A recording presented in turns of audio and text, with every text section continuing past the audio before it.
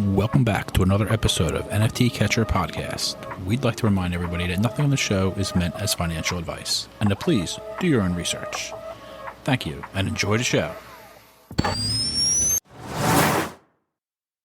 Now the subject is NFTs. They're known as non-fungible tokens, or NFTs. NFTs are exploding in popularity. This is a technology that will forever change the way people interact. So it is happening whether you understand it and like it or not. This phenomenon is moving. The digital. You have now joined Jenny from the blockchain and Michael Keene on the NFT Catcher Podcast. What's up, everyone, and welcome back to another episode of the NFT Catcher Podcast with me, Jenny from the blockchain, and my co-host, Michael Keene. For today's interview, we have special guest Steve Kaczynski. Now, you might be wondering, who the heck is that? That's his government name, okay? You guys know him by NFTBark, and he's actually been on the show before when I was taking a break. So I guess first time for him being on the show with me, but he's really a second-time guest. And yeah, we have something major to talk about today. So if you want to kind of hear about how we got into NFTs and all that other stuff, check out his other interview we did. But this one is, we got some big news, and I want Steve to say it because it is very exciting and it's quite the accomplishment. And I'm sure by now, you know, you've probably been talking about it a lot, but Steve, what's going on? What are you on the podcast today for? Yeah, first of all, honored to be on here with both of you. Super stoked that I have both of you today.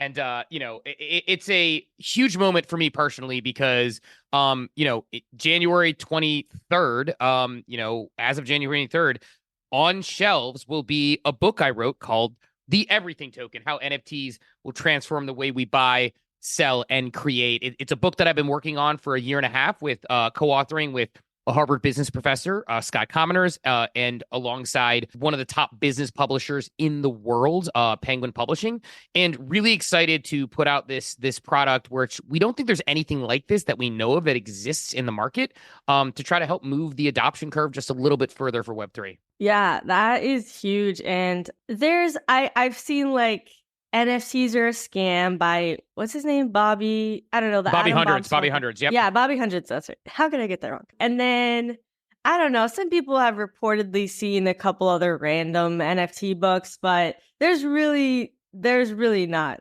many NFT books out there. Yeah, and some other AI written garbage. Nothing like what Steve's got coming AI written, probably. But yeah, so this is pretty major, and the Everything Token. First of all, how did you and Scott get together and decide to write this book? And how do you know him? Yeah, so actually, great question, because our story is very Web3. So Scott and I have written this book and collaborated on a number of things. I've spoken at his class at Harvard. We've written, articles together. We have never met in person. So our story is very Web3 in the sense that we met in a Supducks Twitter space called What's Quackin'. And I heard him on stage and he was talking about like how, this person Brad and his memes were like part of an economy of the overarching Supducks ecosystem, and started explaining it. I'm like, this guy sounds like a nerd I want to get to know. So we started DMing and having conversations about like the high level of the space. We co-authored the first Harvard Business Review article about NFTs together in November of 2021. And then afterwards, we got this really good feedback from obviously the NFT community, because they're stoked to be in Harvard Business Review. Like, that's the thing that if you work at a traditional business, people bring that in as like, this is the thing we study and do like trainings around. But what made it cool was the traditional business people would say, okay, this is the first time I've read something and said, hey, these NFT things aren't just monkey pictures on the internet. This is like a business, a software, an understandable framework for the next iteration of the internet. And when we started getting those reviews from people outside the NFT space, we almost took it as a calling to say, because people would say, we want to hear more. And the article is, if you printed out the article in a book, it would be like a few pages, right? But the actual idea of like a 250-page book that can then explain what NFTs are to an average person without, attacking them. And, the typical thing, a lot of people will be like, I don't understand what NFTs are. And someone in the NFT community or crypto community might say like, have fun staying poor or whatever. And instead we want them to like understand, you know what, your critiques and your skepticism is warranted. And we start off with that. We start off with the premise of like, the idea of Yuga Labs, whose primary sort of offering seems to be monkey pictures, getting $450 million in funding. It sounds ridiculous. And we addressed that, right? So we addressed things like that. Page 9 says, wait, aren't NFTs tied to cryptocurrency, and isn't cryptocurrency a scam? Like, we hit all those things so that people can understand, like, we can bring them along for the ride. You're not crazy for thinking that this stuff doesn't make sense, but here's why it does.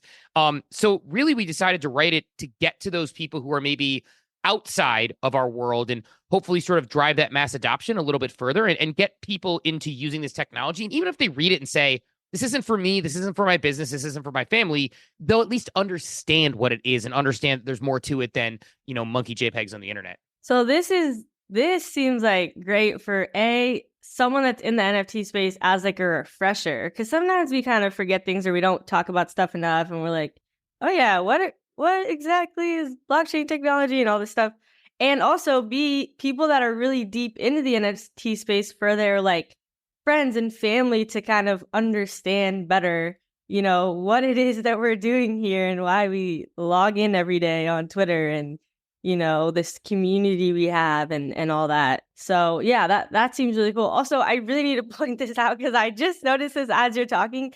You have literally the best background I have ever seen a guest have ever. I am like it's so exciting to me. He literally has so much NFT swag, like the mutant skateboard, the doodles, rainbow puke figurine, like cool cats figurines, everything. And it is like, it's so exciting. You have everything. It's awesome. That is the best background. I need something like that. Book is the everything token. I have the everything background. All of it's there. Yes. Got all this stuff. It's funny because like I have this weird sort of dichotomy in my life where like I love looking at how markets work. I love doing like academic research and that sort of stuff. But I'm also a total degen who like enjoys being in the communities and being in sort of these markets. And so, I'm probably the ideal target audience for all of these brands because if you see my background, it's like everything from pretty much every NFT community you can possibly name. The only non-NFT thing I have actually is above sort of my shoulder. There's a little guy here that's sitting up top, a little like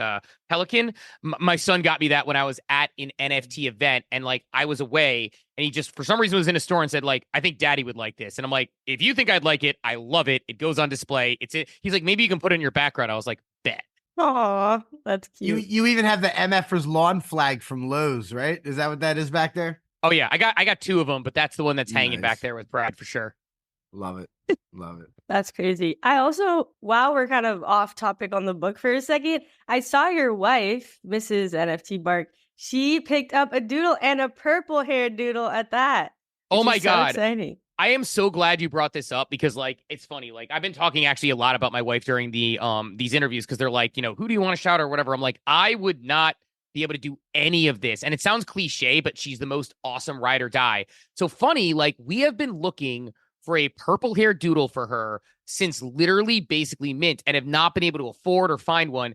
Then out of nowhere, and then the ones on the floor, like no offense to anybody's personal preference, but the cigarette ones or like ones that had like giant rainbow beards, which, not that I don't vibe with that, but if I were a female, I'd vibe with that more. It's not Mrs. NFTBark style. So she was looking for one, like a lot like yours actually, and just was looking around, and then out of nowhere, like a blue check mark drops on the floor of like the purple hair, and we looked at it, we're like, we have to move some funds around to get this because like this is like we had been looking to collect. We looked a few times. We talked about it for like 3 days, and finally we're like, that's it, we're going. And so we went ahead and hit the buy button, and like, I mean, it's her forever PFP. She's always loved the doodles. She loved the experience in Chicago. She loves like the brand and what they represent. And like, it was a no brainer. So once we got it, it's like, she now has like what will be her sort of, I think, forever PFP. And it's so distinct. It's a checkmark purple hair doodle. So we are stoked over the moon about it. I appreciate you saying that. Yeah, no. When I saw it, I was literally so excited. I was like, oh my God, yes, she joined the Purple Hair Club. And she has, I mean, I've seen her with you at, oh wait, have I only seen her with you at one event or several? Honestly, my memory is fuzzy. But anyway, I have met her before, and she's really great and awesome. And I mean, I always see you at events. If anyone is qualified to write a book about NFTs, it is you. You're definitely everywhere doing everything all the time. And but yeah, I'm stoked that your wife is finally a part of the NFT community officially. That's her first one, right? Like her first NFT. Not her first NFT because she's had a couple here and there, but like her first one, like I mean, she has like a few things here and there.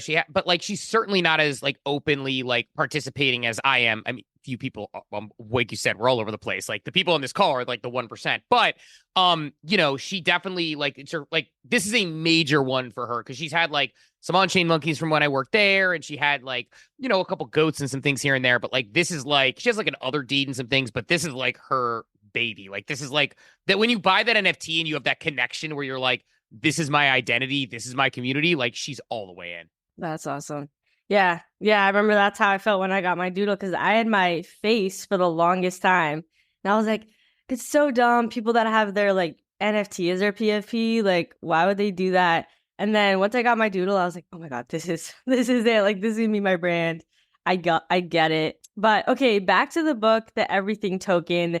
So people can buy it where? Amazon for sure, right? Anywhere you buy books, honestly, like really, I'm cool with anywhere you buy books. Like if you live overseas, there's European rights were bought. We sold the Arab rights as well. So like somebody, you can get it if you want it. If that's your preferred language, we've got it over here. Like, but it's like Amazon, Barnes and Noble, you name it. Anywhere you buy books, if you Google the everything token, you can get it. We love Amazon just because it's easy for people. So we've been directing people to that because it's the least amount of friction. But, you know, and it was really cool because the day that we released the pre-sale, we're actually number one in the trending in 3 categories on Amazon, including computers and technology, where we held number 1 for the hardcover and number 3 for the audiobook. So it was really cool when it dropped for the momentum there. But yeah, like anywhere you buy books, totally cool. We just want, honestly, like, you know, I keep telling people this. It's like, you know, people look and they're like, oh, well, you're just trying to sell books. And I'm like, I don't get money really off books sold for a very, very long time. Like, that's why the advance exists.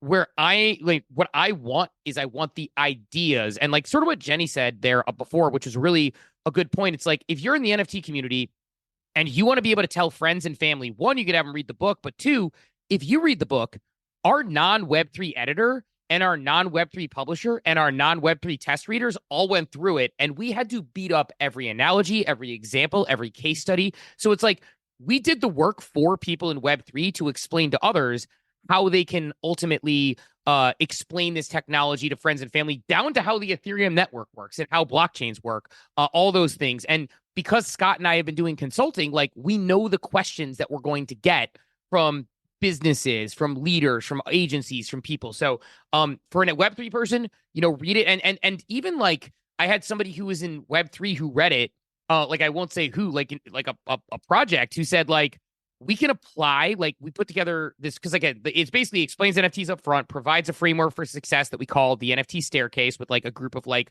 sort of things like the community, identity, all those sorts of, you know, elements that go in. Some executional considerations and like sort of like what this looks like from a technology perspective.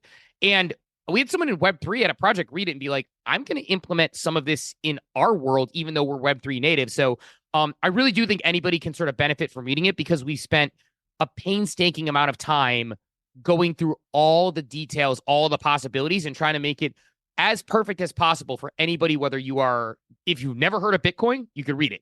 If you are deep in the NFT space, you can read it. It just, the goal was to kind of make it for that, for everyone. It's like the encyclopedia for NFTs, just everything you need to know. Yeah, I definitely need to get one, and I need you to sign it too. I want you to sign it. I need to find you at the next event.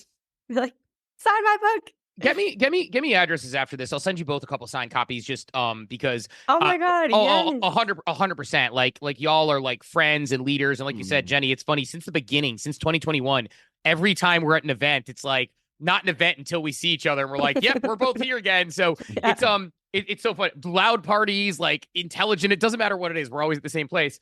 But yeah, like I'll definitely do that. It is funny though, because I have this weird, I mean, I've always had like struggled with like, you know, self-belief, imposter syndrome, stuff like that. And the funny part is like, people will be like, hey, will you sign my book? And I'll be like, why would you want me to do that? I'm just going to ruin your book. Like, I'm like, you want me to write in your, it's like when my wife sells like a pair of, you know, pants on buy, sell, trade, she's not like, let me sign it for the person who bought it from me. And they're like, right, but your name is on the book and you wrote it. So so it's like, that's the funny part is like, that question is still something I'm not fully over, is that people want me to write in their book. Cause I'm like, I'm ruining your perfectly good book. And they're like, no, we want that. So Yeah, get me addresses after the show. Just DM me and I'll get you each a copy for sure.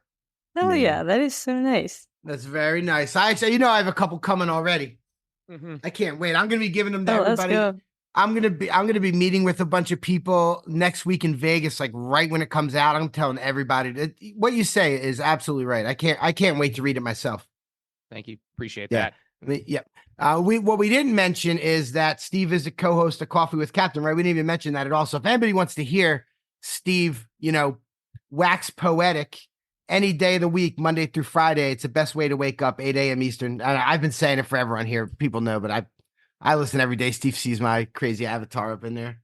Oh yeah, you're evil, there. You're there every single day. It's great seeing your PFP in the crowd, and that's our thing. We've gone, I think, y'all are hitting milestones as far as downloads goes in the six figures. We hit something like 500. We hit 500 episodes last year at some point, and it's like Monday through Friday, like either Cap or I have been there every single day since December of 2021. Didn't matter.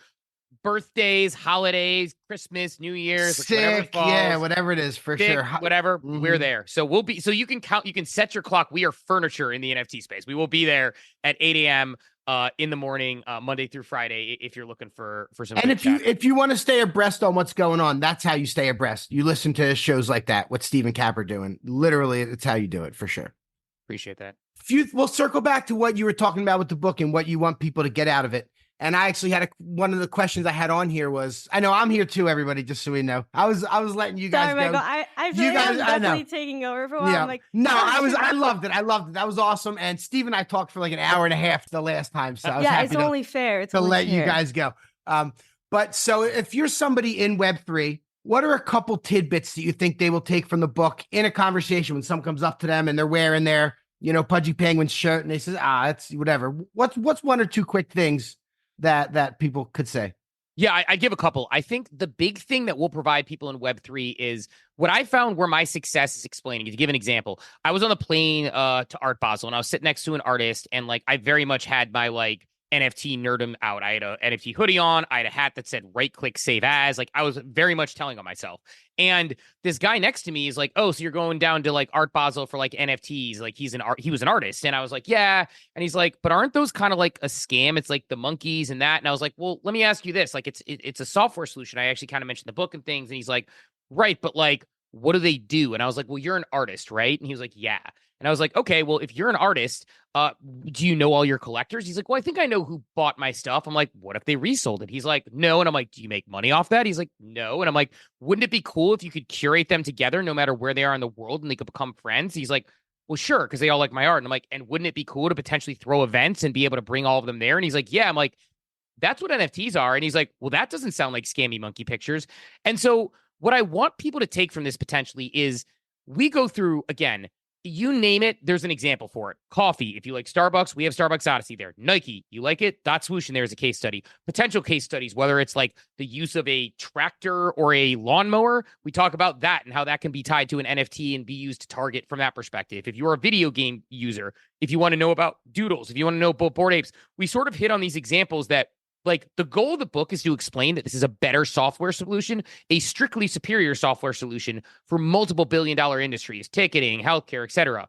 But the local coffee shop can also take it. You don't have to be Starbucks to do a rewards program or you get use of the software.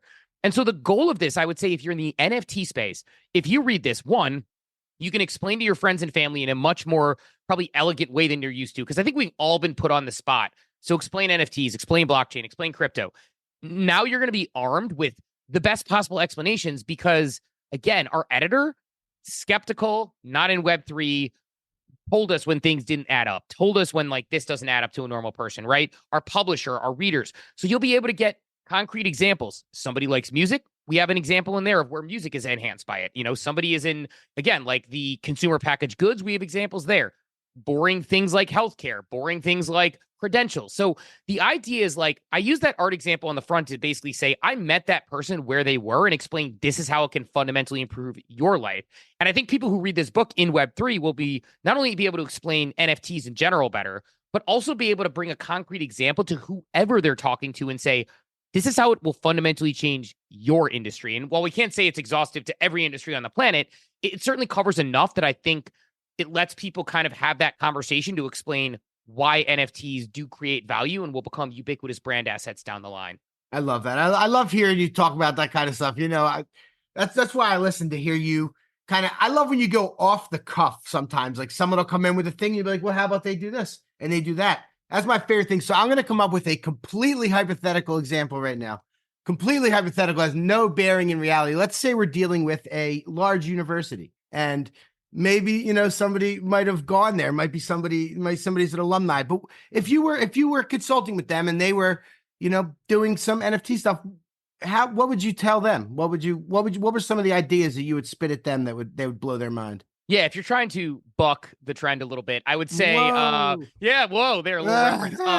But like, if you're trying to do that, look, I think university loyalty programs, the opportunity is vast for a university loyalty program, because at the end of the day, what a university has is, and I'll give away a little bit on here because the book will be out by the time it comes. We have this thing called the NFT staircase in it that I mentioned earlier.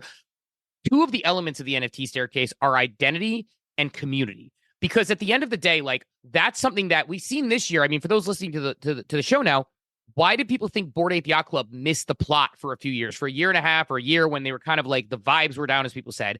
Because they weren't going as deep on the community and identity aspects that are in NFTs. Why do Pudgy Penguins do really well? Well, because they lean into the identity and community with providing no value to the actual holders at times, right? No real value. The holders root for Pudgy Penguins like they root for a sports team. Toys in Walmart, they go buy them, they tell their friends, they talk about it, they cheer them on. Well, to your example of the university, a loyalty program is a low-hanging fruit no-brainer, because as someone who went to, as an example of a large university, Ohio State University, or in your case, who went to Penn State or whatever it may be, you have a sense of identity tied around that. People know that I am a Buckeye. People know that I have a community. People know that if I'm walking through an airport and I run into a random person wearing an Ohio State shirt, I will shout OH at a complete stranger with no context for that human being, and they will shout IO back to me with no context to me. That person could be a terrible person, a great person, doesn't matter, but you have a shared community and identity. NFTs can supercharge that in a way that we haven't seen before, because there's an aligned incentive between the brand and the holder of the NFT, right? Previously, loyalty is one way. You sell it, they get something, they redeem it. Now, if loyalty is two-way, right? Like, let's say that you get something for going to, like, Ohio State has NFC chips around campus. You tap it, you get an NFT that shows that you took a campus tour on various things. It marks your identity towards that. But let's say that then they gamify it and say everybody who's been to Buckeye Grove gets blank, right? Well, suddenly that becomes a sellable brand asset. So their loyalty becomes something they own and can monetize or decide to keep and push against. And similarly, people are going to want status symbols, gamification, leveling up, and it provides a way to do that where you actually truly own your loyalty to the university. And lastly, because the blockchain is sort of an immutable source of history, if somebody goes to Buckeye Grove and is the first person to scan that NFC chip, they have mint number one. And it's sort of like the idea of, like, imagine if a musician had NFTs and they came out and you had an early one. You prove that you know that musician before they were cool. You have that sense of pride. You're part of that community. It's part of your identity. So it further embeds the identity and community aspect of how people can supercharge up the way they love the university. So to me, that's sort of like a way that universities can implement it, is like having those brand assets that build upon one another and then gamifying against them in the sense that you could be like, hey, we're giving away tickets to an Ohio State football game in, the 50-yard line. If you have this, and this NFT, they wouldn't be called NFT. They'd be called whatever they're called, right, that you get. Well, then you can be rewarded that you're entered to win it just by holding them in your wallet, right? Last thing I'll say on it, and then I'll kind of get off it to kind of give you an example, is that right now, Drake can't tell you who his top fans are, right? He knows he has a lot of listeners. He knows he has a lot of people who like him, but Drake can't tell you that. Mr. Beast can't tell you that. These people can't tell you their top fans. With NFTs, you can infallibly pinpoint your top fans by knowing that loyalty. So Ohio State, similarly, or any other university, using a hypothetical, could actually know who their sort of top alumni are, who's engaged and invested, and engage them in new and different ways accordingly. So the targeting, the actual use case of loyalty, and the gamification are all on the table there. Hypothetically. Mic drop. Hypothetically. Mic drop. Andy, clip that for me. Clip that. I love it. No, that's brilliant stuff, man. I mean, always, that is brilliant stuff. Okay, I have a question about when you first came up with the idea to write the book all the way to, launch date. Like, what did that process look like? How long was the behind the scenes of, from like conception to actually sitting down and writing and then editing and all the stuff that comes along with writing a book? First of all, Jenny, I love this question because this is the question I would ask because going through this process, I've never written a book before. I don't know how this goes. It is fascinating. So you start off, we had a bit of an atypical process. Most people, I guess, when you go for a book, you write the book, write the chapters, and then try to get an agent to take you, and then an agent takes you, and then try to get a publisher to take you. We were extremely fortunate in the sense that Scott had a previous relationship with an editor because Scott's like world class at like market design and he's a Harvard business professor and all that. And so she's been trying to get him to write a book for a little bit, but no book he felt like needed to be written based on what he was. And we felt like this one needed to be written. And so he went to that editor. We provided them with an outline of what we thought it would be. They got the publisher on the phone. They said, cool. So we get that thing done and they're like, all right, we're ready to write. From there, it's about a 1.5 year process of writing, iterating. And in an industry like this, we tried to make the book as timeless as possible. So it's like, I make an analogy. Gary Vaynerchuk wrote a book, Jab, Jab, Jab, Right Hook. And if you pick it up now, it holds up. The examples might be dated, but it holds up. Jonah Berger wrote a book, a UPenn professor, called Contagious, very similar. Like the ideas hold up. And so what we did was we wanted to write a timeless book. But at the same time, what was cool is we would have an example, a hypothetical in the book of a use case for NFTs. And then Nike drops dot swoosh and we're like, well, guess what? Now we have an example to use here that's actually real world. So the process was a lot of iteration on that. And the other part about the process that's kind of cool, and this is what makes our editor great, is Scott and I effectively wrote it like a long research paper. All the things that we believed to be true, and then it ended. And she's like, this is a great research paper, but it's not a book. A book has chapters, sections, explanations of things. And what we realize is there were times I make the equivalent of like, we would have something in like the last chapter, like Doodles is a good example. I use Doodles as an example, where we have an example where Doodles, initially was like vibes and art and all these other things, but then they did an IRL event in Austin and suddenly they said IRL is a big thing. And next thing you know, they're launching with Camp and had the biggest opening in Camp history, who does like Disney, Nike, all those things. They did that because they leaned into the evolution of their community. Now, initially in the book, we had like this entire story of Doodles that's multiple pages long. And our editor looked at it and said, wait a minute, this goes more toward the evolution and listening to your community section. The whole world doesn't need to know everything about Doodles. They can certainly find out more if they want. But if you tighten it to this specific example and we move it up here to this section, it's a much better fit than just a long case study that's exhaustive at the end of the book. And so I think what our editor did that was really effective, and this is the cool part about the process of the book, is she looked at it almost like, I describe it as like a slide puzzle. Like if you ever done one of those slide puzzles with like a jumbled picture, where we put together this slide puzzle and she put the picture together to say, this goes here, this goes here, this goes here, cut this, move this.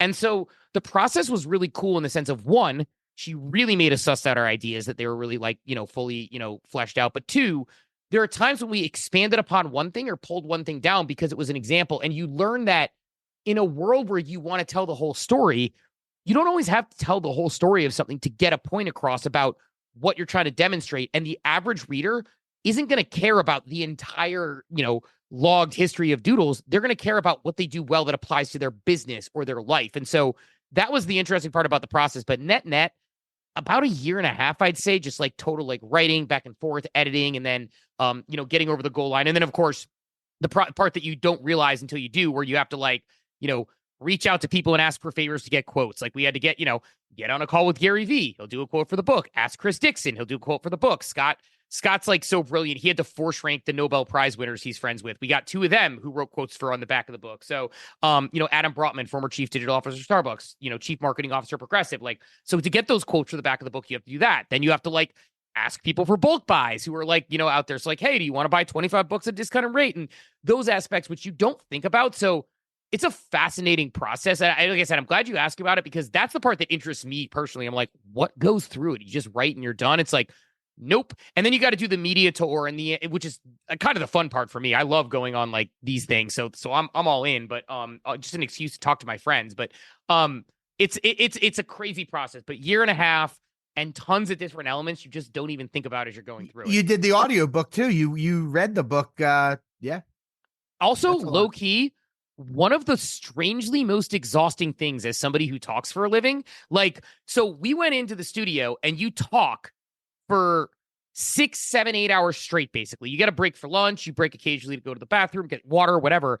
But like, you don't realize, like, even if you do a Twitter space for like 4 hours, what are you talking for, like less than half the time or whatever? It's like you are just talking into a microphone and reading and concentrating, trying to talk slow. I talk at an auctioneer's pace. I'm fast. So I have to slow it down so people can listen on 2x, 3x, right? Have to enunciate and put the right emphasis on things while reading this book.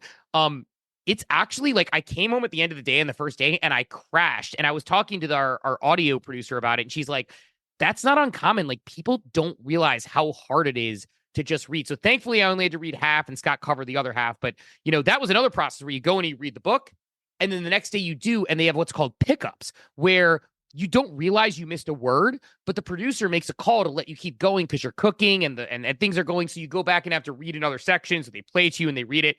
Just fascinating, like sitting in a studio, reading your book that you wrote off an iPad and just like exhaustively like trying to get through it and taking the direction, like one of the more tiring things. But yes, if you want to even hear me more, the audiobook is there for me and Scott. Yeah. That's brilliant because a lot of people do listen to audiobooks. I'm a reader myself, but you also don't think about, like, you never read books out loud. It's like when you read books, it's like just in your head. Like, nobody reads a book out loud necessarily, unless I guess you have I read kids, books out loud every day. Yeah, I was gonna say I read a book out yeah, loud. to your kids. every Okay, that's single day. different. That's like one fish, two fish, red fish, blue fish. But but like actual books, yeah, I can imagine how exhausting that would be. I did have a question about the quotes, going back to what you were talking about with the process, which was very interesting too, by the way. Thanks for sharing all that. Do the people making the quotes read the book beforehand? Do you like give them a synopsis? Like, how does that work? Yeah, so we send them a copy of the book to read. It's like a PDF copy, and it's their choice whether they want to read it or just endorse the authors. Like, some people, like, you know, and I don't know whether he read it or not, but I'll give you like the example because actually I'll tell you a cool story. I've only told, I think, once before yesterday on a podcast that I won't know is going to come out, which is the Gary story, which is the coolest one. Because I've been following Gary since Wine Library TV. I'm a big fan of everything he does. I've spoken on his, you know, his stage, like at VCon community stage last year. And, you know, it's like, I know, for example, the Nobel Prize winners read it. I know that, like, you know, Chris Dixon, A16Z, he probably read it. By the way, he has Read, Write, Own, another phenomenal book coming out. That's going to be an absolute banger. Like Adam, but like, you know, I send them the copy and they have the choice to read it. The Gary story is actually really cool in the sense that, like, it's just like this quintessential Gary Vaynerchuk story. Like, you know, Scott works for A16Z and has some connections in with VFriends. Andy, you know, got us a meeting with Gary and was like, hey, you can ask him if you want to blurb the book. Gary's a busy guy. We have no idea what he knows about this thing or whatever. And probably like one of the coolest moments in Web3, maybe my life and business, certainly. We get on the phone and we ask him, like, what context you have for this call? Because we know we don't know what context anybody gave him if he knows what we're asking for. And he pauses for a second and goes, give me the TLDR. So we have our whole thing, like, we're all like, you know, planning how we're going to do the ask. We strategize beforehand because we got 10 minutes with Gary Vaynerchuk, right? And we're explaining to him, like, okay, well, you know, like, this is my background. Like I mentioned, like Wine Library TVs, when I discovered him, VFriends holder, you know, he's made an impact on my life.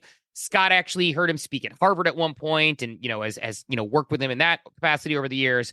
And after we kind of give our background and kind of give him the TLDR, we say, and the reason we're on the phone, and he just goes, no, I know actually why we're on the call. You're on the call because you need a quote for your book. He's like, I actually had the whole background. I just kind of want to suss you out and get a feel for you guys. He's like, here's the thing. He's like, I don't write quotes for books.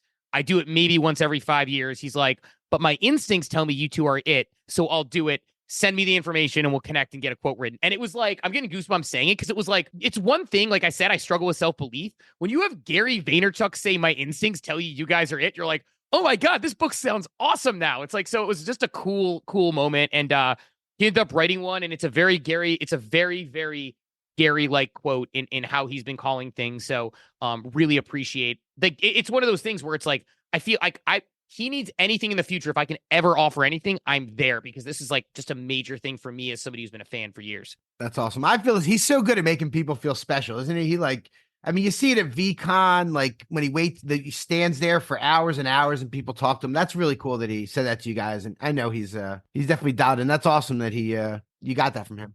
He could have said no. He could have said no. And it's like, and it's like, of course. He could have been like, nah, it's cool. You guys are doing great, but I'm really busy. You know, I don't do that a lot. Like he absolutely could have. And you wouldn't even have been mad.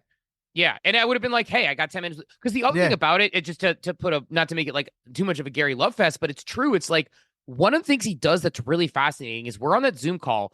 Scott and I both mentioned that. First, he seemed to have context for both of us. Like he has this photographic memory because I spoke on the stage, but I'd never met him before. And Scott had spoken with him, but he seemed to have context for us, like his wheels were turning.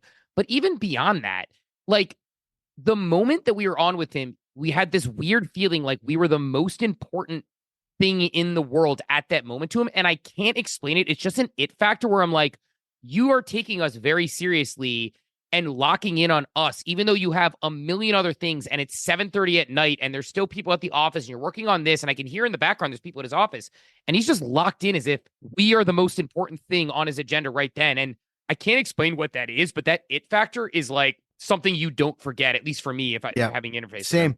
I've seen that a lot with him. I saw that with him at the first NFT NYC. He came out of his speech and he was mobbed on the street. I mean, hundreds of people. And each person he talked to wanted to pitch their idea of whatever they were building.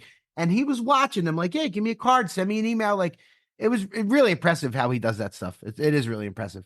You know, people say a lot about Gary, you know, positive and negative, but I'm the same way. I'm a ride or die with Gary. Like I've done really well. I learned about NFTs because of him. We used to talk about him it was a joke for a while. When would Gary V come up in the episodes? It's kind of not as much anymore, but I still feel the same way. I can't wait for VCon this year. I think LA is going to be insane. Yeah. I feel like we need to read the quote because in case people are like, okay, what is this damn quote? Yeah. I got you. You want it? Oh, okay. Thanks. Yeah.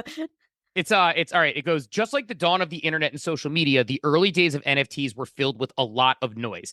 Now that the dust is settled, the businesses that truly know how to use this technology are leading the way into a new digital era.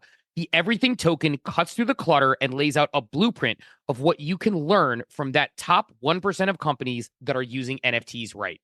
Gary Vaynerchuk, chairman of VaynerX, CEO of VaynerMedia, creator of VeeFriends. Let's go. Yes.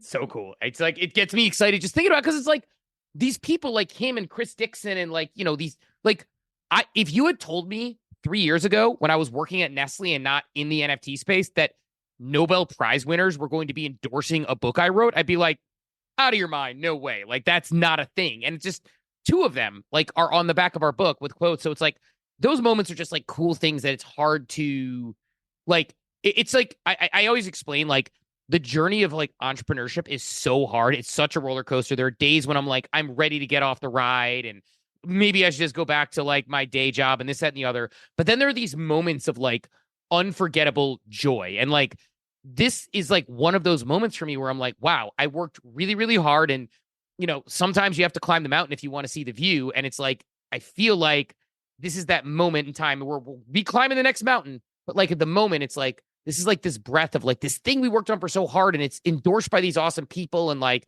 I don't know, it's a really cool moment in time for sure. That's awesome. Yeah, I'm very proud of you guys like for doing all this. And my dream one day is to write a book, but not about NFTs. Just eventually I want to write a book of what about, you know what? Or you just think it would be like a fun thing to like have that thing that your brain and ideas living through time. I really want to write a memoir because memoirs are my favorite things to read. And I literally read so many. I think I've read like almost every like female memoir out there. So yeah, I would love to write a memoir one day, but I think I need to do some more. I need to accomplish some things, but but I think that would be fun. So eventually. Yeah, you're crushing it. Just keep track of it. Like the one thing I would say, like in that case, because I think you could have an awesome memoir because like you have such an like I've obviously talked to you about your story, like even before this, when, you know, we were talking, like at one point we were potentially doing a degen deal with like, you know, evaluating stuff, and like hearing your background and how you got here is so interesting. And I think a lot of people would be inspired and would learn from that for sure. So like the big thing I would say is like, make sure you're documenting it in some written ways. Cause like the one thing that's crazy to me that makes me sad is like, I realize when someone will bring up a story from like NFT NYC in 2021, I'd forgotten this story until we bring it back up. And I'm like, man, I wish I had kept like a diary of these crazy times. So I would say like, just make sure you keep a document because you will run a memoir one day and it'll be like interesting and inspiring to people who can like follow in your footsteps and say like, take a jump and make a leap. And so as long as you're documenting it, I think you provide a really cool blueprint of like what hard work and showing up can ultimately result in. And I honestly think that would be a very good read for a lot of people. Like I would give it to my daughter, for example, to be like, this is what showing up and hard work means. That's very kind of you. I've had a diary since I was like 8, and I have literally so many notebooks of like journal entries of just, I mean, I don't journal every day, but just when like important things happen or significant things or like really bad things happen, and I'll just like write it out. It's kind of like me venting, and like sometimes only my journal knows stuff and nobody else knows, I don't really talk about certain things a lot. And so I think it would be cool because sometimes I see this in memoirs, but not often, where like you include, clips from your like journals and stuff. But I don't think people journal enough to like do that. So they don't usually like reference that. But well, you have all your vlogs to include. Your vlogs are awesome. You have like a whole timeline of vlogs to include in that. I have a lot of vlogs. Yeah, I know. I should put this on YouTube or something. You have like an oral and written history, which is really, first of all, that's really cool. It's like a time capsule if you include that sort of stuff. Can I ask, has Steph ever opened up and read your journal before? I hope not. I used to hide them like crazy. And yeah, I've asked her like recently, I'm like, did you ever read my journals as a kid or anything? She's like, no. Like, she's very respectful of my privacy. And yeah, she's never, but I went and I like read her stuff and she was like, what? Like, she was just like, I didn't know that. Like, I would just tell her things and like read them, and she'd be like, what the heck? You never told me about this. I'm like, oh, well, sorry. Now I am. Oh, that's so funny. That's amazing. Yeah, I definitely read my sister's diary at various points. Really? So that's, yeah. It's little brother stuff. You got to do it. But yeah, that's funny. You have the sort of twin situation, but still, like that's incredible. I always wonder that about like siblings, like who was the one. So you were the journal reader, and she was behaved about it, huh? She was very like, I was during my teenage years, I was definitely like I don't know, like the bad, I started doing bad things and stuff, and she was very like, Jen, you need to be good. Like, she was very judgmental, and so I wouldn't tell her stuff because I was like, if I would tell her something, she'd be like a mom to me. And she was definitely very judgmental in her early years, so I wouldn't tell her a lot of stuff. But totally fair. I didn't know this dynamic. I here. I like it. We're learning things today, yeah. Michael. Oh my gosh. And we are. And we also have to remember, Steve, you and I are kind of middle-aged. Jenny's a baby. That's true. She's got decades. I'm 28. She got decades to write this memoir. Yeah, she's got a lot of time. I'm on the 4th floor already. I'm running out of time. I'm 40. Exactly. I'm 44. Yep. Yeah. I heard 40s are your best years. They are. So far, so good. I'm ready for it. Yep. Yeah. 40 is the new 20, I think. Yes. Or something. Are we doing gas wars on this episode, or I think we should do I have them ready. We can or we don't have to. We could even leave it up to Steve if we want. Our gas wars is like the rapid fire. Let me I have two final quick questions. We can run through them pretty quick. Did you and Scott have any disagreements from writing the book, and how'd you guys kind of figure it out if you did? Zero. This is a very weird situation, but like Scott and I have never had an argument in the history of our friendship for like 2 to 3 years at this point. Yeah. It's like no disagreements going on in the book. We always had like a solution. We're so aligned in things. It's almost strange where we've never had but we also have very similar personalities in that, I mean, like my mantra of disagree without being disagreeable. Mm-hmm. And so anytime we disagreed with things, it's like, we might disagree with an idea, but I'm not disagreeing with Scott as a person, or like, and then we would have a discussion and suss it out. And like, we're both very oriented in solving and having the best possible idea arrive to the top. So like, there's never been an argument and disagreement. And like, it's weird because we can be directly critical of each other in the sense that I can say something, he'll be like, no, you're wrong, and here's why. And he doesn't say it in a way that like is attacking me, but because he wants me to be right. And I'll do the same to him. And it's like a very strange dynamic that I cannot fully describe, but zero disagreements and like have only gotten along for this entire time. That's pretty cool. Yeah. I don't think I've ever met Scott. I don't even know if our paths have crossed. Well, I don't mean, know, definitely. I've never met him in person, so I mean, Yeah, I you got still that. have never met him in person. That's Wait, wild. still? Oh, I thought you had met him eventually. Where's he That's based crazy. out of? He's in Cambridge. It's I guess so. Harvard. Yeah, And okay, like, yeah. but like, no, like we have only met over Zoom. We wrote this entire book remotely. We actually end the book with that, talking about how like we're sort of this quintessential Web3 story that we met in a Twitter space, wrote many times together, and wrote a book together. Like literally, like still to this day, have not met in person. Did you see? You talked about Chris Dixon. I know you're not competing. Did you see what he did with his book? Partnered with IYK and did the bookmark. Yeah, super smart. We're actually doing that for a few specific people, like some friends and family and such, like some people who blurb books, stuff like that. And doing an IYK that's like specific to them. So like, yeah, like the IYK concept is really cool because if people aren't familiar with what that is, effectively, you know, we couldn't do it for all of our books, but for some of the books, you have an IYK in them. And then when you scan the IYK chip, which is like a basically a chip that like can send an NFT to your phone, you own it. But if you give that book to someone else, they can scan that same book and then they take the IYK chip. So the token travels with the book. So it essentially makes the book a non-fungible one-of-one book. So Chris is doing some really cool stuff. And like I said, like love Chris. And he's been, you know, like I said, very, very supportive. The fact that he even quoted our book when he's got an NFT book coming out. But I think these two go together because his is like history of the internet, as you know, read, write, own, like, right? The three phases of the internet. And ours is like, we touch on the three phases of the internet, but ours is very much like, you know, 102 to his 101 type thing, where it's like you read his and you know the history of like Web 1, Web 2, Web 3. You read ours and you'll be like, okay, now I understand what Web 3 is and how I can apply it to my business. 100%. All right, my last question. The other day, you brought up and lambasted Deshaun Kaiser on your Coffee with Captain for his 1 in 15 season. Do you know he's in the NFT space and he's a founder? We've had him on the podcast, one of none. Him and Kyle Forbath. One, no, I didn't know that. And two, it's funny, like Kai Forbath, yeah. So for reference for people who know, Deshaun Kaiser was an unfortunate little catching some strays in a analogy I was making, which was like the idea of like there's people in the future who are, you know, there are people who are yelling about NFTs being a scam and Bitcoin being a scam. And it's like when the Bitcoin ETF passed, I made the point of like, these are like the people who are yelling about Bitcoin, Jamie Dimons of the world now at this point. You are now like the Civil War soldiers who fought for like months or years after the Civil War ended. Like it's over. You lost, right? And like similarly, I made this point about like Deshaun Kaiser because he was a Browns quarterback. Obviously, he's extremely top 1% talented, I said, to be like in the NFL, but I didn't think he was an NFL quarterback. And there were people who were arguing with me long after he stunk it up to say like, no, he's the guy. I'm like, it's over. You lost. So I was making an analogy to sort of like the Bitcoiners, the people who are fading NFTs, like, because like the cool part about it, like the three of us on this call, for example, and everybody who listens to this for sure, like the cool part about this is you get to be right. In the next 10 years, this is going to infiltrate every single industry.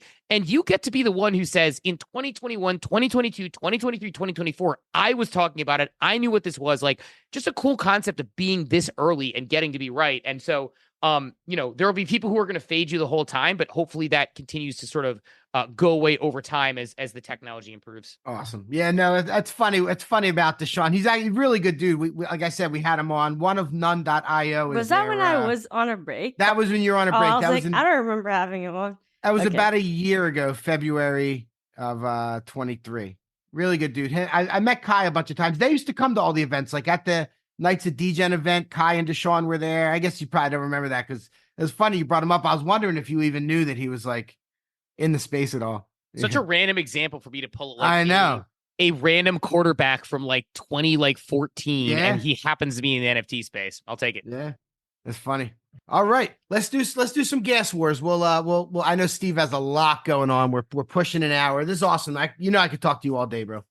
Yeah, same to both of you. I mean, I'm just like we're just hanging out. Yeah, exactly. Yeah, this is fun. Yeah. All right, I'll kick it off this time since I fired it up, and then Jenny, you did it yesterday, so we'll go. Who was your favorite 1980s cartoon character? Ninja Turtles. Which specific one? Is it Michelangelo, like everybody? Donatello. No. I'm a nerd. Donatello, and I've always liked okay. Donatello. Yep, always associated. Love it. What What was your first job? My very first job, I was a caddy at a golf club across the street from me. Like, true story. I used to get picked up by the caddy master in a little like golf cart because I was so close. And he would come and I would go and I would clean up the range in the morning, and then I would punch in for like making minimum wage, go out, carry 2 bags, come back, go out, carry 2 bags, and like it was the best. All I had to do was talk to members and make them enjoy golf, and it was a wonderful job that I did for years. So I caddied, and like, by the way, when you're 13 years old and you make $80 to $100 in 4 hours, and you could do it twice a day. Like, let me tell you, I was dating Mrs. NFTBark at the time we were 16. She had a lot of jewelry that a lot of people didn't have at that age, because I was like, I don't know what to do with all this money. I live at home. So that was my first job. Damn, wait. So you guys were like high school sweethearts? Yeah, so true story, like as just a digression, because it's like one of my favorite stories, it's something I'm proud of, is like, so there's this talent show at my high school that I was at, and she went to a different high school. And at this high school, like, it's like they pack everyone into our auditorium. It's like a fire hazard and everything. It's like this big thing. And she knew I was playing a song because I write. I've never taken lessons, but I can write and figure out and play songs on piano. And she knew I had done this, but she thought I was playing a popular song, like a pop music song. Well, I lied about that. She showed up, and my friends went and gave her a flower, brought her down to the piano bench, and I wrote a song for her when we were 16. And so, yeah, and I still play it sometimes on the piano to this day. But yeah, it's like, so there's a song that I wrote for her way back in the day. And so, yeah, we've been together since we were 16. That's impressive. That is something. Yeah, I got a little chills there. You're the real deal, bro. That's pretty cool. I didn't do that. What's your favorite travel destination? Oof. That's a great question. I have had a lot more recently because I haven't traveled nearly enough. For business, it's New York. Love going to New York. For actual like relaxing, honestly, anywhere with a beach. Like I am very much, as like lame as this is, I am a person who wants to like sit on the beach, watch the wave comes in. There's something that just calms me down and slows the world down. So it's not a specific one. Like I went to the Dominican Republic recently. I'll go to, it could be Florida area. It could be like the Bahamas, anywhere that I can sit on a beach, enjoy the water coming in and kind of like dip my feet in the ocean. Like that just resets me. Beautiful. Yes. Love the beach. What do you typically eat for breakfast? Not normal food. If I'm not intermittent fasting, which happens often, it's literally going to be like chicken and vegetables. My breakfast activities. I know it's the weirdest thing. But like waffles and stuff, like that's just a big cake in the morning, which I love. But like, I'm 40, my tummy can't handle it. And then like, I'm just not a fan of like scrambled eggs. So like that makes it pretty limiting for traditional breakfast food. So my breakfast is almost always like something like I will eat like literally just a pile of vegetables for breakfast, and I feel better throughout the day, like energetic. It's like, but that's usually what I go to and go with. Nice. Who was your childhood hero athlete? I'm gonna actually mix this up on you. My childhood hero athlete-ish, because he was an athlete too. Stuart Scott. He was a Sports Center anchor. Passed away of cancer. Like one of the was probably the first like celebrity quote unquote death that really, really, really shook me to my core, because he just made watching sports cool. I looked up to him. He made me want to go into journalism. I was the sports director at the student TV station at Ohio State my freshman year, largely because of him. I tried to mimic what I did after him. He was just so unbelievable. And he was an athlete. Like he very much was athletic and did stuff, but sort of athlete adjacent. But like Stuart Scott is somebody that I will always, to this day, like get goosebumps and chills thinking about. He has a speech he gave the year before he died at the ESPYs that I will watch regularly and just cry, because it is just something that is like so impactful and meaningful to me. So I would say not exactly the right answer, but like sports athlete adjacent. That's a great answer. Booyah. I remember cool, like the other side of the pillow. Yeah. You name it. Yeah, exactly. He changed sports journalism. Yeah, he was a pioneer in that. Yeah, for sure. That whole like Chris Berman, him, Dan Patrick kind of that, but he definitely really did with Sports Center. He blew it up for sure. 100%. Yep. Yeah, that's what's up. All right. What is one of your pet peeves? I don't like when people, because like it's funny, like I don't love when people are like, I don't get, so there's sort of a twofold to this. I don't mind when people are late for stuff with me. Like I have a pet peeve on myself if I'm late or someone causes me to be late, like my kids or whatever, right? Because like I want to be really, really respectful in that sense. Now, when people are late for me, I always just assume that something happened or they had other things going on. I never get upset at other people who are late to me. I have a pet peeve of like if my family, like my kids make me late, something number one. But like, I would say my biggest pet peeve in the world, like by a mile, and has always been, is people who are not kind to others. And I don't mean, I know it sounds very generic, but like people who like turn their nose up at, like when I was at Progressive, like I used to talk to everybody and like literally help someone who was like a vendor working at like the Starbucks in Progressive get a job at Progressive because we just chatted and she was cool. And like other people would just blow someone like that off. And like, I hate that. Like, I think that the CEO, the janitor, the kids, like people treat kids like they're not like human beings. And it's like ridiculous. It's like, and especially in the NFT space, like a 16-year-old comes on stage and can talk about like, you know, trading and charts, like good, you know, that's awesome. So I don't like when people are not kind to one another and don't have, like, when I see rude people, it's like nails on a chalkboard to me, especially if you're rude to like a server, an airline employee, a person who has a stressful job. Like, I absolutely detest that. So like, to me, like people who don't take the big breath, and everybody has bad days, but man, when people are not kind to other people, it's like painful for me to watch. Yeah, that's a good one. Yeah, I like that. I'm the same way with like the cleaning people and stuff. And you always want to be extra nice to somebody because a lot of people aren't. And you can tell when you're real nice, even to cashiers, if you take the time to give a sincere, you know, I hope you have a great day. Like they don't get that a lot. And sometimes they'll appreciate it and let you know. It costs $0 to be kind. Like you like someone's shirt, tell them you like their shirt. Like you would want someone to say the same to you, even if it's a stranger. And like, what's the worst case? They're like, oh, that was weird. But best case, like they might say like, wow, that made my, like, and do you know, like, and then they pass it on to somebody else. It's not just the one thing. It's all interconnected. It's a ripple effect. And like, it's just like, and the other thing about that is, do you realize like, I met Run DMC because I was simply complimenting somebody's like clothes and it turned out to be their son and I had no idea. And I was just basically being like, I would want someone to say that to me. And so like things will happen, like just pass the kindness on it. It costs nothing, like maybe a little bit of your time. And like, it's like the biggest thing that's so important to me. That's what's up. What is the most underrated NFT collection? Underrated Doodles. Doodles by far. I think it's Doodles. I think Doodles, they are executing and have such a team in place there with like what Julian's doing and what Austin's doing. Like, I don't think people like wrap their heads around that Doodles is doing so many different things with so many different like brands and companies and partnerships. And like, I just think like, and the art, I think the other thing is like, you can't like, it's either Doodles or Cool Cats because you can't look at IP like that. Like, and it's like, I love Bored Apes and I love the Bored Ape Yacht Club and like the club membership and stuff like that. But like, if you're asking my kids, my family, my friends, if I show them a Bored Ape, a Doodle, and a Cool Cat, the Bored Ape comes in third every single time visually when they look at it. And that's not to knock the ape art, but like, you know, the Cool Cat's at a balloon in Macy's. Doodle's at the largest opening in camp history, who does deals with Nike and Disney. So like, I just think both of them have like this amazing IP, and that's the type of thing you can't, no matter what execution you do, you can't have the IP that is there. So I would say Doodles probably, and Cool Cats as well.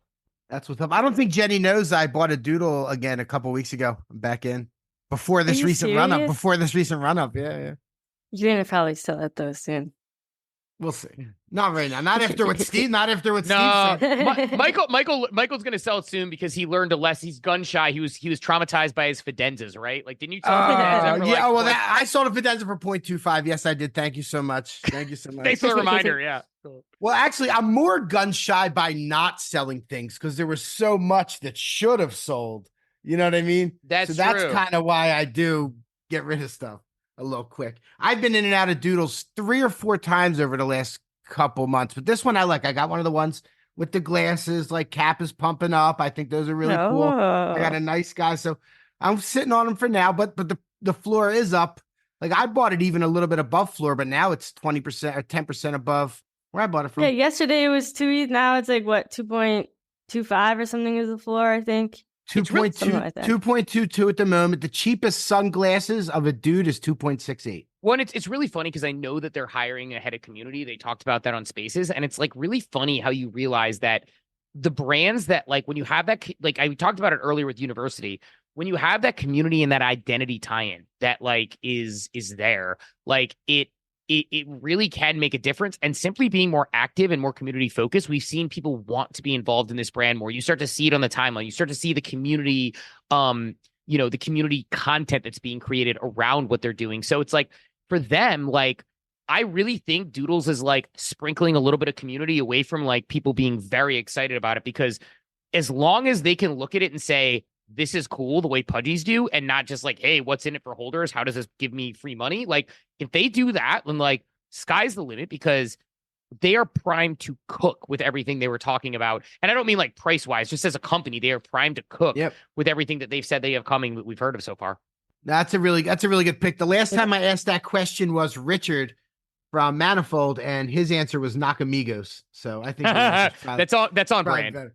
Yeah, I think your answer's probably better. Okay. If you had to sing karaoke right now, which song would you pick? So there is the my favorite like lazy hilarious answer, which is Tequila, because then like you only need to say tequila and they play music and everyone gets excited. That is kind of the go-to if I get forced into it.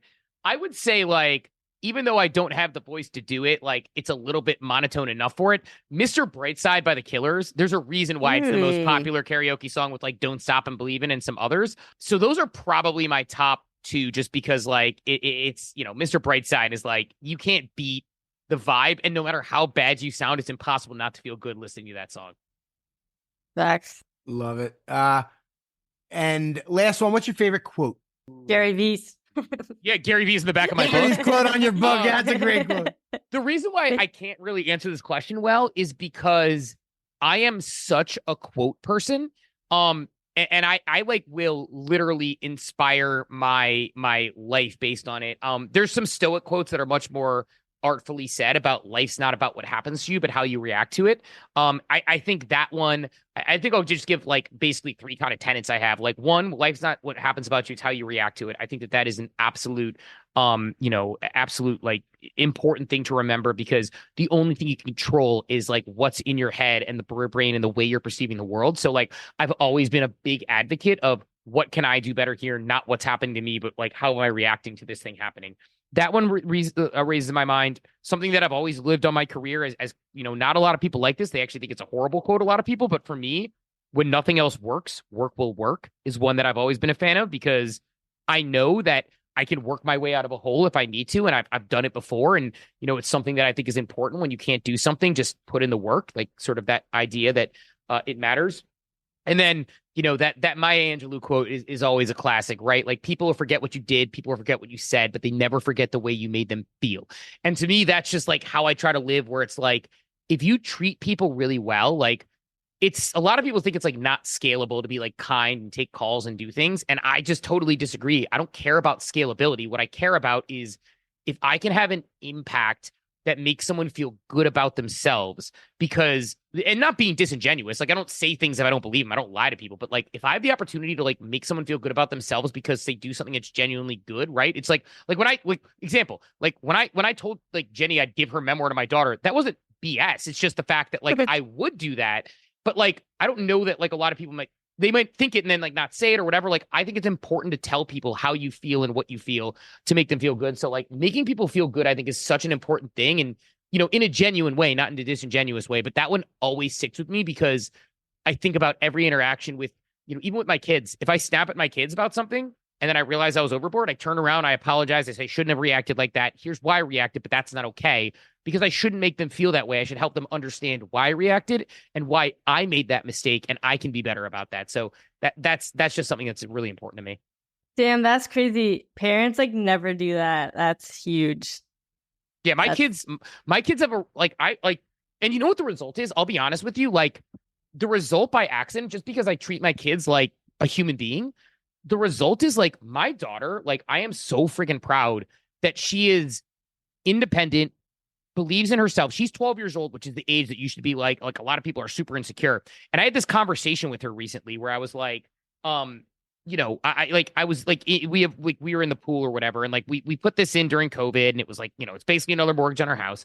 And I remember when I was a kid, like, if you had a pool, it was really cool or whatever. And I was like asking her if she thought it was cool she had the pool. And the impetus of it was like, is this a cool thing for you or a novelty, or like, would you rather just go to a public pool? But I was asking him, like, when I was a kid, kids thought having a pool was really cool. Like, Do kids still think that? And she looked at me deadpan and was like, why would I care what other people think about the pool? I like the pool. I'm happy I'm here. Like, I don't care what anybody else at school thinks. And it was like that idea and her wearing the clothes she wants to wear and doing the things she wants to do and being herself unapologetically is like, I think that's the result of the fact that we treat her like a human and we let her have that self-esteem and don't act like we're these omnipotent beings. And like, it just made like, I don't know. And it also means that my kids talk to me. We know what's going on in their lives. My son wants to play video games with me. Like, so it's a cool opportunity. And like I said, like it is parenting is something I'm extremely passionate about, at least the way I do it. I think everyone should parent in the way that's best for them. I don't judge, but what's best for us is treating our kids like human beings who understand, like there has to be rules, but like it's remarkable how much kids will understand if you just treat them like human beings and give them logic and don't treat them with the because I said so logic. It just, at least for me, it's worked out well with our kids so far. Knock on wood. Great Nice. advice. Beautiful. Yeah, I don't have any kids, but I think one day I will. And I always think about like how I'm gonna raise my kids, and it's like it kind of like is overwhelming and stressful. You're like, oh my god, like there's so many things that I feel like I have to figure out before I have kids. But then I'm like, it's okay. You're forced to figure it out. Well, you're forced to figure it out. Yeah. Once you, I was gonna say, can I tell you the secret that like nobody tells you till you have kids? Here's the secret.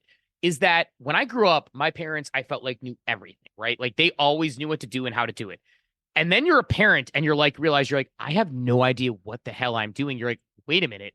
My parents had no idea what the hell they were doing. Nobody knows what they're doing. It's like trying to constantly figure it out. But it's funny when you realize like your parents were clueless, just the same way I'm clueless with my kids. And you just like make the best decisions you can by living by the values that you want. And it's like a weird phenomenon of figuring it out. And then once you think you figured it out, something happens and they change everything on you. So it's just like kids are like it's the coolest adventure though, because once they get to be a certain age, it's like I go for walks in the woods with my daughter and like I'm able, like taught her, turns out she has a cannon. When I taught her how to throw a football, she can like whip it. And it's like, it's like my son like wants to play video games with me, like I said, and it's like being able to do those things with him. It's like those moments are like the coolest thing because you're like, this is my child. I have a kid. So it's just, I don't know. It's a wonderful moment, but you'll figure it out. You'll be like, you'll be a good mom. I'm positive you'll be a good mom. Well, thank you. Yeah, I'm one of those people where I'm like, I need to read every single book on kids and babies and I need to know everything. And I know I won't be able to. So that's like what I have to like come to terms with. Like, I'm not gonna be able to know everything. Like, it's going to be okay. Do you have something? Do you have some news you want to share with us? No, I have like no intention of having kids anytime soon. But still, I still think about it.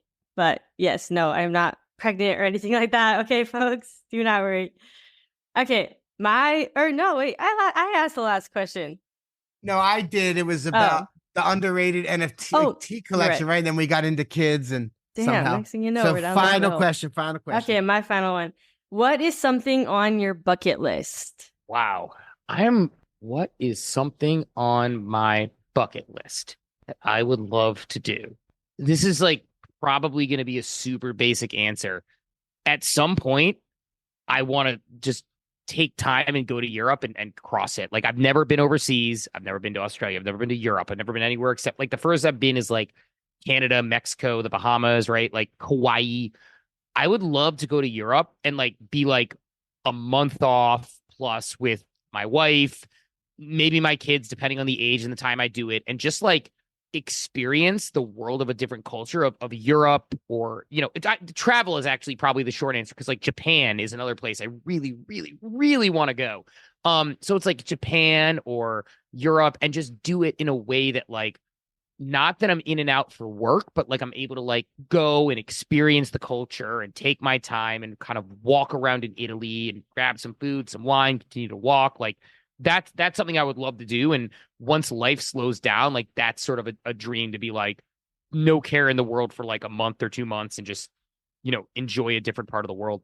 Dude, hit me up when you're going to. I'd love to help you plan. I've been all over Europe. I'll tell you all the awesome cities, all the nooks and crannies, the good walking cities, the good markets, all that cool stuff. How to get city to city. I'd love to do that. It's my favorite. Awesome. Yeah, for sure. Will. Yep. Sweet, man. You are the man. Everybody go buy the Everything token. Listen to Coffee with Captain in the morning. I'll let Jenny take it out. Steve, you're the best, dude. I always, all the respect in the world. You know that. I appreciate you. Thank you. I was going to say thank you. And don't forget, send me addresses so I can get your books. Oh, yeah. Woo. Yeah, thank you, Steve. It was great to be on here when you're on here, and last time you came on and I found out, I was like, no, you had Steve without me. But yeah, I'm glad that finally we were able to connect and chat on here, and I love what you're doing. Keep going, keep doing amazing things. Like, you are really a trailblazer in this space, and it makes me really proud that I know you, and just happy for you and excited for all that you're doing. And yeah, you guys check out the Everything Token. We'll link everything in the show notes too, so make it easy on you guys. And yeah, with that said, Steve, thank you so much for joining us here on the NFT Catcher podcast, and we will catch you guys in the next episode. Peace. Thank you for tuning in to the NFT Catcher podcast. We hope you enjoyed today's episode and learned something new about the exciting world of NFTs. If you enjoyed today's episode, please take a moment to subscribe to our podcast on Apple, Spotify, or wherever you listen to your podcasts. And if you really love what you're hearing, please leave us a rating and review on your favorite platform. If you want to stay up to date with the latest news and insights from the NFT space, be sure to follow us on all the socials at NFT Catcher Pod. You can follow Jennifer at Jennifer_pseudo and Michael at NFTicket. I'm your producer, Andy, and I'm at AJC254. Our theme song's by It's Just Los. We always appreciate your feedback and support, which helps us reach more people and bring you informative and engaging content about NFTs. We look forward to bringing you more great NFT content in future episodes. Thanks for listening. Peace.